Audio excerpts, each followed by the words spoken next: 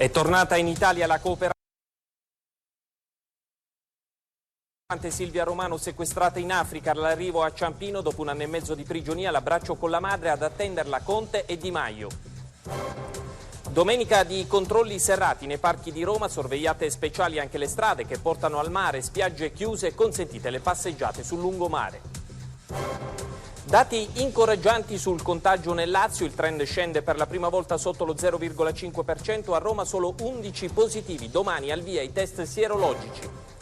La fase 2 sulle coste, da Montalto di Castro a Fregene, controlli della Guardia Costiera in un mare cristallino rigenerato dall'assenza dell'uomo. Veleni sparsi tra una vegetazione, viaggio tra il verde che si estende da Sant'Elia Fiume Rapido nel Frusinate, una gola trasformata in una enorme pattumiera.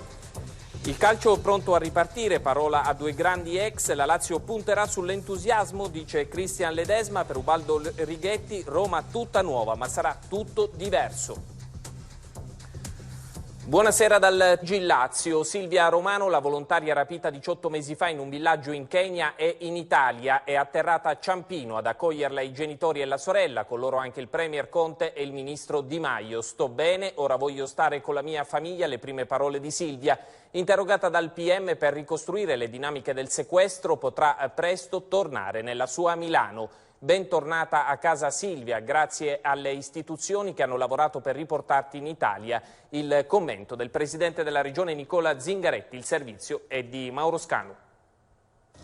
Un abbraccio lunghissimo quello tra Silvia Romano e sua madre Francesca, forse insolito in questi tempi di Covid, ma inevitabile dopo 1 anno e mezzo di prigionia. Sto bene, sono state le sue prime parole, ora voglio stare solo tanto tempo con la mia famiglia.